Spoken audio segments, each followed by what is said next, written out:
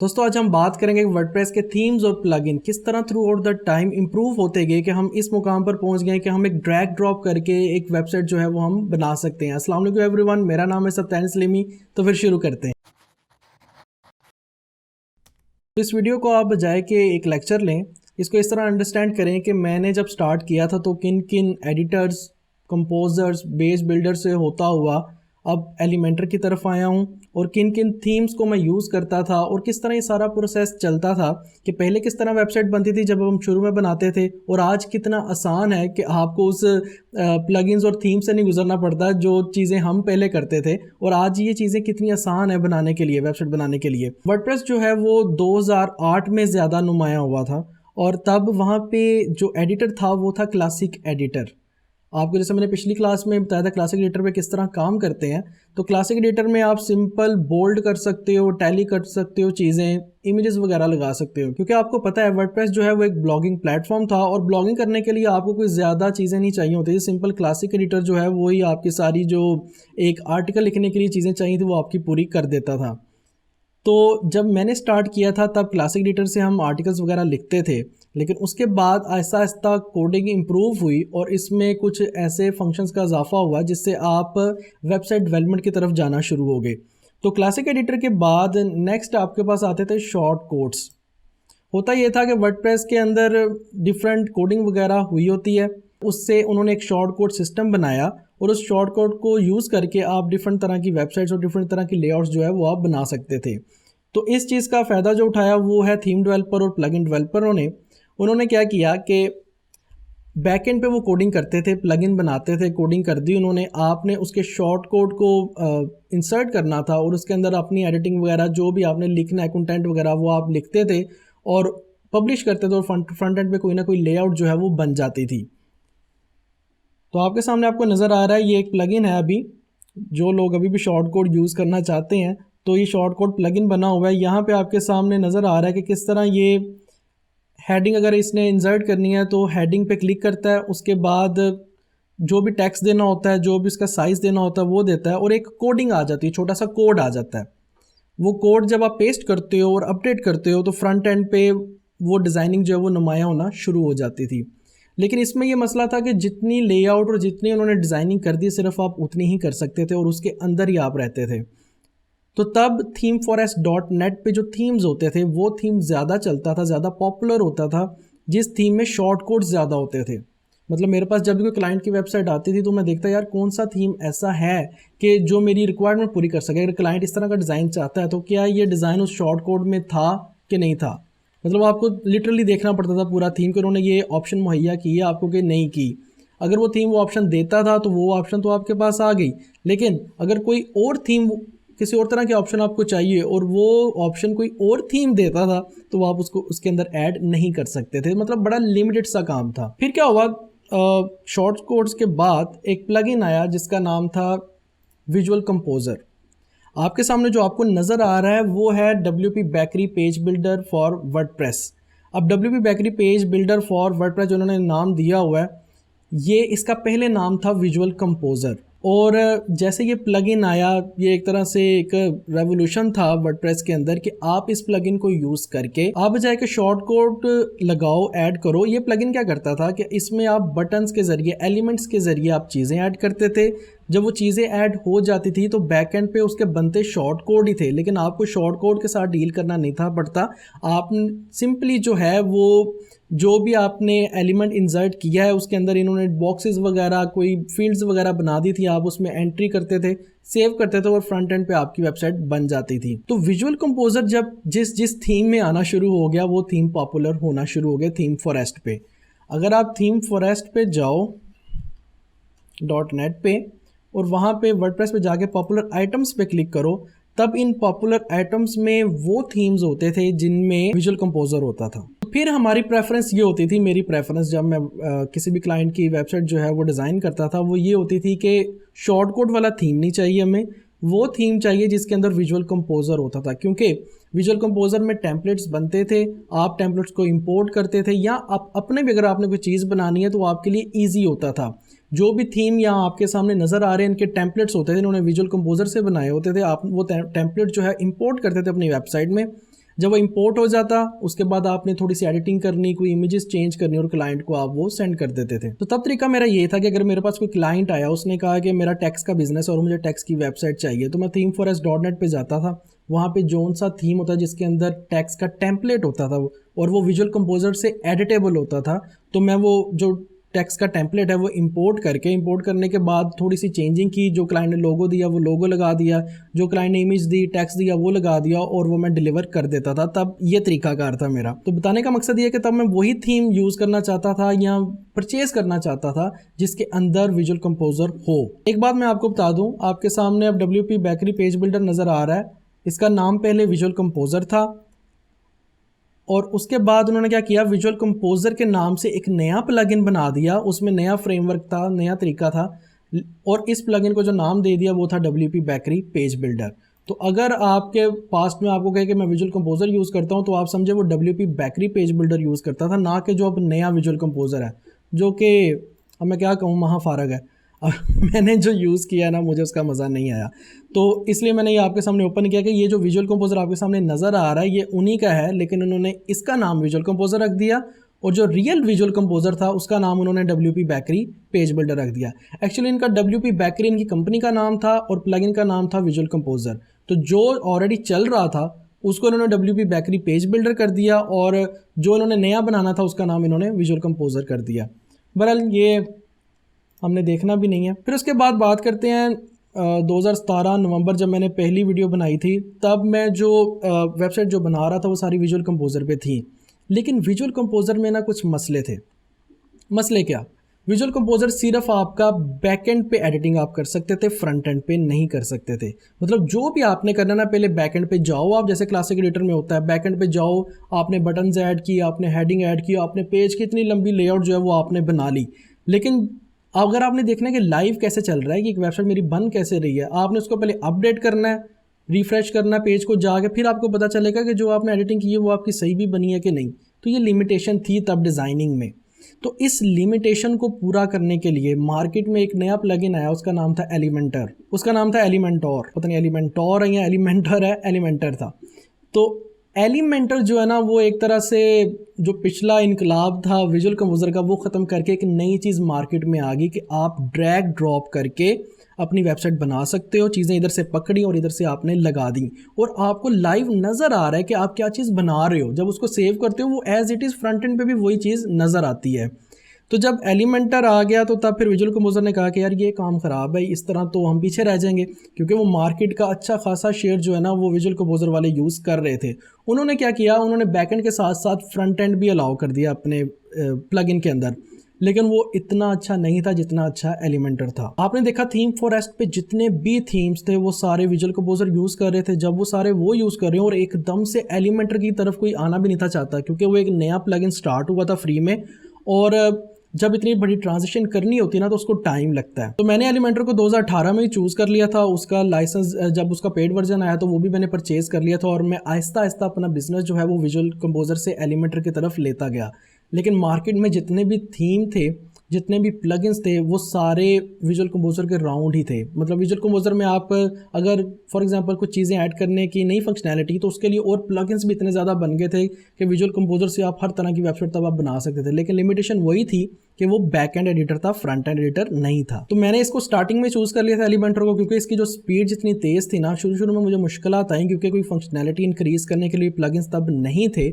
लेकिन आहिस्ता आहिस्ता इस जब सारे लोग उस तरफ शिफ्ट होना शुरू हो गए, ये फास्ट था, इसकी वेबसाइट फास्ट थी, इसकी एडिटिंग फास्ट थी, तो जो थीम4s पे भी थीम वाले थे वो आहिस्ता आहिस्ता विजुअल कंपोजर से एलिमेंटर की तरफ आना शुरू हो गए। सबसे पहले जुपिटर थीम जो है वो मूव हुए थे थीम4s पे, एक थीम आपको नजर आएगा जुपिटर, वो मूव हुए थे एलिमेंटर की तरफ। जैसे वो विजुअल कंपोजर से एलिमेंटर की तरफ मूव हुए, पूरा फ्रेमवर्क उन्होंने चेंज किया, तो पुरानी जो वेबसाइट थी वो ब्रिक होना शुरू हो गई। तो लोगों ने काफ़ी नेगेटिव कमेंट्स किए हैं। फिर उन्होंने क्या किया कि एक तरीका निकाला कि जो लोग विजुअल कंपोजर यूज़ कर रहे हैं वो जुपिटर यूज़ करेंगे, जो लोगों ने एलिमेंटर की तरफ जाना है वो जुपिटर एक्स यूज़ करेंगे। दो थीम बना दी उन्होंने। तो इस चीज़ को फॉलो करते हुए जब आप theme4s.net पे जाते हो ना, तो जितने भी आप थीम के डिस्क्रिप्शन देखोगे वो कहेंगे भाई हम विजुअल कंपोजर भी सपोर्ट करते हैं और हम एलिमेंटर भी सपोर्ट करते हैं, ताकि जो यूज़र पुराने जिनकी पुरानी वेबसाइट है वो वहीं पर रहे, जिन्होंने नई एलिमेंटर की तरफ जाना है वो एलिमेंटर की तरफ जाना शुरू हो जाएं। तो प्लगइन तो छोटा सा एक स्टार्ट हुआ था और इसने इतना वो अच्छा उसकी कोडिंग थी और इतना अच्छा वो चल रहा है कि हर जो थीम फॉरेस्ट पे अब हर थीम में एलिमेंटर लाजमी है। 4-5 थीम्स को छोड़ के, क्योंकि उन थीम्स का अपना बिल्डर चल रहा है। मतलब अवाडा थीम देख लो, उनका अपना बिल्डर है तो वो शायद ही आए एलिमेंटर की तरफ।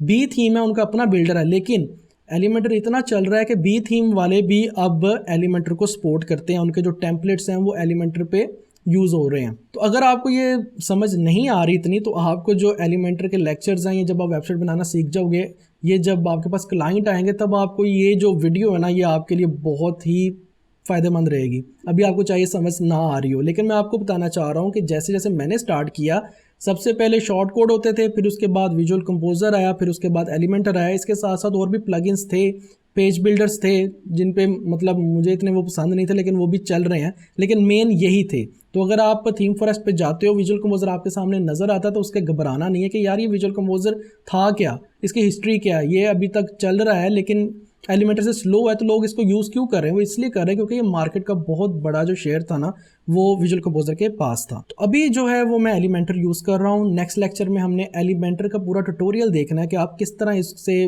ड्रैग ड्रॉप करके वेबसाइट बना सकते हो, और ये किस तरह पुराने जो थीम्स थे, पुराने जो कंपोजर्स थे, उनको काट के ये तरक्की की राहों पे गामजन है। तो ये हमने पेज बिल्डर के बारे में बात की, पेज बिल्डर्स जो मैं यूज़ करता रहा हूँ और कैसे कैसे पेज बिल्डर्स जो है ना वो इम्प्रूव होते गए हैं थ्रू आउट द हिस्ट्री। अब हम बात करते हैं थीम्स वाले क्या करते थे और थीम्स किस तरह के होते थे और अब किस तरह के थीम्स हैं। आप जाओ themeforest.net पे और पॉपुलर आइटम्स पे क्लिक करो, तो आपके सामने यहाँ पे थीम नज़र आ रहा है अवाडा, फ्लैटसम, द7, बी, ब्रिज, वुडमॉट, इनफोल्ड वगैरह वगैरह सारे आपको नज़र आ रहे हैं। जो पुराने जो थीम्स काफ़ी पुराने जो पहले विजुअल कंपोजर यूज़ करते थे या अपना उनका पेज बिल्डर था, वो मैं आपको बता दूं अवाडा था, ये हमेशा से टॉप रहा है यहाँ पे। फ्लैटसम जो है वो ई कॉमर्स की वेबसाइट के लिए सही रहता है, मैं हालांकि यूज़ नहीं करता लेकिन ये सुना है कि सही रहता है। 7 जो है ये विजुअल कंपोजर के लिए था, ये ज़्यादातर बिजनेस और कंसल्टिंग की जो वेबसाइट्स होती है ना उसके लिए बहुत अच्छा थीम है।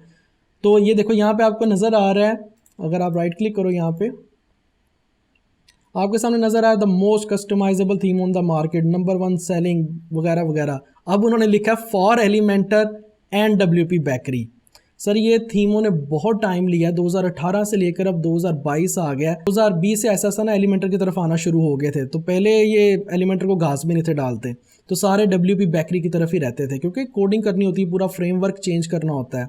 तो आपके सामने यहाँ पे दिखाया कि एलिमेंटर से आप ई कॉमर्स का पेज तक डिज़ाइन कर सकते हो, सारे पेज डिज़ाइन कर सकते हो, तो इसलिए थीम ऐसा सा उस तरफ आना शुरू हो गए। तो यहाँ पे आपके सामने दिखा रहा है कि WP बेकरी भी हम सपोर्ट करते हैं और एलिमेंटर भी सपोर्ट करते हैं। इसके बाद बी थीम है, बी थीम का अपना बिल्डर था मफिन बिल्डर, तो अब मफिन बिल्डर को छोड़ के मतलब वो भी है उनके पास, लेकिन साथ साथ एलिमेंटर की तरफ भी वो काफ़ी ज़्यादा टेम्पलेट्स बना रहे हैं। फिर उसके बाद ब्रिज है, ब्रिज का मुझे आइडिया नहीं है कि ब्रिज अभी भी एलिमेंटर पे आया है कि अपना ही आ गया जी एलिमेंटर पे, माशाल्लाह ये भी एलिमेंटर पे आ गया। और वुडमार्ट जो है ये एलिमेंटर का साइन आपको नज़र आ रहा है। इनफोल्ड का मुझे नहीं आइडिया, इनफोल्ड आया कि नहीं आया अभी तक, क्योंकि मैंने ये थीम जो ना देखना ही छोड़ दिए जब से मैं एलिमेंटर और आस्ट्रा थीम की तरफ गया हूँ। वो भी आपको बताता हूँ कि आस्ट्रा थीम की तरफ मैं क्यों गया हूँ। बहरहाल ये आपके सामने सारे थीम है, इसमें अगर उन्होंने लिखा WP बेकरी या विजुअल कंपोजर सपोर्ट करते हैं या एलिमेंटर सपोर्ट करते हैं। नेक्स्ट क्लास में एलिमेंटर हम सीख लेंगे तो आपको तो एलिमेंटर का आइडिया हो जाएगा, लेकिन फ्यूचर में क्लाइंट आता है उसकी वेबसाइट में थोड़ी सी चेंजिंग करनी है, वो विजुअल कंपोजर या WP बेकरी पे बनी है, तो तब आप क्या करोगे, उसके लिए हम एक छोटा सा लेक्चर जो है WP बेकरी पे बना लेंगे, क्योंकि मार्केट का अभी भी काफ़ी शेयर WP बेकरी के पास है। तो आपके सामने एक वजह तो आ गई कि मैं विजुअल कंपोजर को मैंने क्यों छोड़ा और एलिमेंटर के साथ में अब वेबसाइट क्यों बना रहा हूँ। नेक्स्ट चीज़ है हमारे पास कि आस्ट्रा थीम पे मैं क्यों आया, और ये जो इतने ज़्यादा थीम फॉरेस्ट पे टॉप रेटेड थीम्स हैं इनको मैं छोड़ के आस्ट्रा थीम की तरफ क्यों आया। सबसे पहले मैं आपको बताता चलूँ, मेरा जो मेन बिज़नेस है वो है बिज़नेस वेबसाइट या ई कॉमर्स वेबसाइट। इसके अलावा कोई मतलब और कस्टम कोडिंग या कोई हाई फाई वेबसाइट जो है वो मैं नहीं बनाता। और बिज़नेस वेबसाइट और ई कॉमर्स की वेबसाइट जो है उनके लिए एलिमेंटर और आस्ट्रा जो है वो काफ़ी है। आपके सामने ये सारे थीम नज़र आ रहे हैं टॉप रेटेड।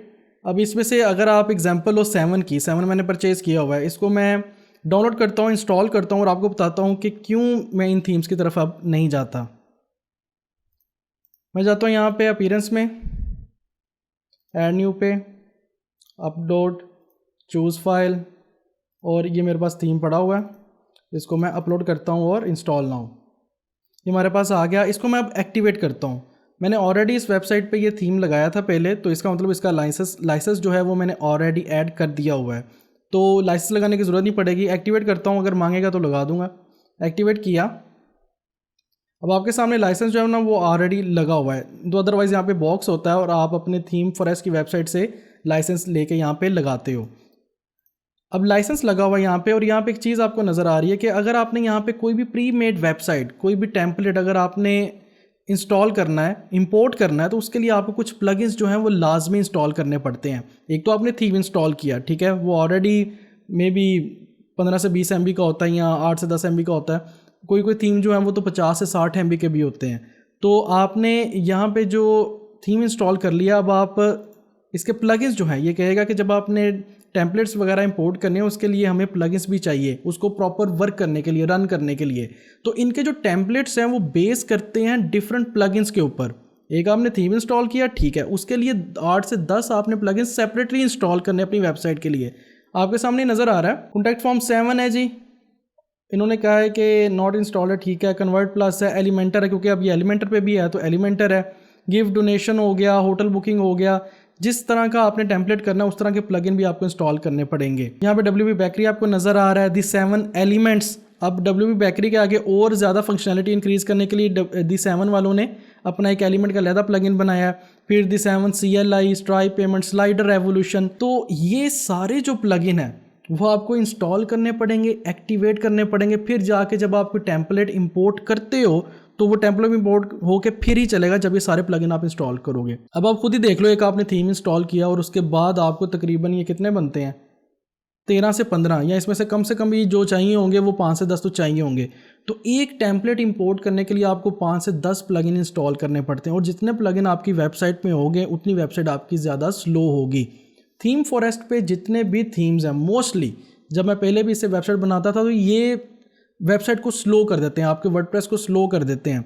इसके लिए फिर आपको डिफरेंट और प्लगइन इंस्टॉल करने पड़ते हैं इनकी वेबसाइट की स्पीड को इंक्रीज करने के लिए। और इसके अलावा एक और चीज़ है कि कुछ ऐसे थीम्स हैं जो कहते हैं कि जब आपने टेम्पलेट इंपोर्ट करने हैं तो एक नहीं, सारे के सारे इकट्ठे इंपोर्ट होंगे। तो ऑलरेडी आपका वर्डप्रेस जो है वो एक तो प्लगइन आपने इंस्टॉल कर ली, ज़्यादा थीम इंस्टॉल कर लिया, उसके बाद सारे टेम्पलेट के media files, videos, audio, images वगैरह सारी आपकी जो वर्डप्रेस की वेबसाइट है उसके अंदर आ जाती है, चाहे आपको चाहिए हो या ना चाहिए हो।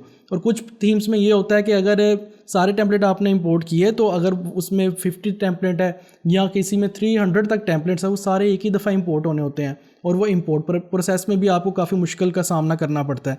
तो ये जो सारे थीम हैं अच्छे हैं अपनी जगह, लेकिन ये बहुत हैवी हैं, और इसके मतलब जो चीज़ आपको नहीं भी चाहिए वो भी आपके जो आपका वर्डप्रेस है उसके अंदर इंस्टॉल होना शुरू हो जाती है। ऑन दी अदर हैंड जो नए थीम आ रहे हैं जो कि फ्री भी हैं और उनका कुछ पोर्शन जो है वो पेड है, उसमें क्या होता है, उसमें सिर्फ आपने एक थीम इंस्टॉल करना है और उसके साथ जो उसका पेड प्लगइन है अगर आपने परचेज़ किया हुआ है वो इंस्टॉल करना है, और कुछ नहीं इंस्टॉल करना।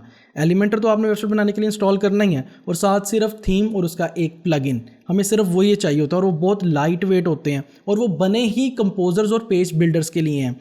वो इनकी तरह बहुत ज़्यादा एक्स्ट्रा फंक्शनलिटी नहीं देते, लेकिन ये है कि अगर आपने बिजनेस और ई-कॉमर्स वेबसाइट बनानी है और बहुत अच्छी बनानी है तो आस्ट्रा, इसी तरह और एक नीव थीम है, कैंडस थीम है, ब्लॉक्सी थीम है, ये थीम्स जो हैं ये आपकी पूरी वेबसाइट बना देते हैं। और ये तकरीबन 4 से 5 MB या कोई तो 2-3 MB, कोई इससे भी छोटा थीम होता है। तो फ्यूचर में अगर मुझे लगा कि इन पे वीडियो बनानी चाहिए तो इंशाल्लाह इन थीम्स को भी स्टेप बाय स्टेप देखेंगे। जब हमारे पास बाकी कंटेंट पूरा हो गया तो इन थीम्स की तरफ हम आएंगे, लेकिन अभी के लिए हम एलिमेंटर सीखेंगे, आस्ट्रा थीम सीखेंगे, ब्लॉक्सी थीम सीखेंगे, और उसके बाद एलिमेंटर से रेलिवेंट जितने भी प्लगइन्स हैं वो हम सीखेंगे, ताकि आपको एक फुल फ्लेज बिजनेस वेबसाइट तो बनानी आए शुरू में।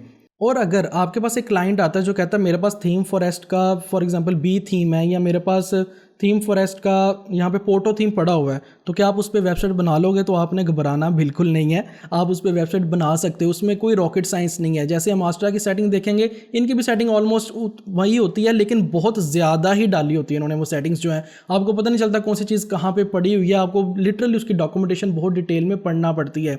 जबकि आस्ट्रा की जो नए थीम आ रहे हैं, लाइट वेट थीम आ रहे हैं, उनकी सेटिंग टू द पॉइंट होती है, कस्टमाइज़ के अंदर होती है, इनकी अलग से थीम ऑप्शंस बनी होती हैं। तो आपके पास अगर क्लाइंट आता है तो आपने घबराना नहीं है, सेम ही चीज़ें हैं। थीम फॉरेस्ट पे कोई भी थीम आप ऐड कर लो, कोई भी थीम पे काम स्टार्ट कर लो, सारे सेम है। क्यों? क्योंकि उसमें दो ही कंपोजर होते हैं मेनली, या एलिमेंटर या विजुअल कंपोजर, या फिर अगर कोई और भी थीम होगा उसका अपना कंपोजर भी होगा, तो वो भी उसकी सेटिंग सेम ही होती, ज़्यादा मुश्किल नहीं होती। तो नेक्स्ट क्लास में हम इंशाल्लाह एक पूरा एलिमेंटर का ट्यूटोरियल देखेंगे, उस पर हम किस तरह एक वेबसाइट बनाते हैं वो भी देखेंगे इंशाल्लाह। तो मैं मिलता हूँ आपको नेक्स्ट क्लास में। टिल देन, अल्लाह हाफिज़।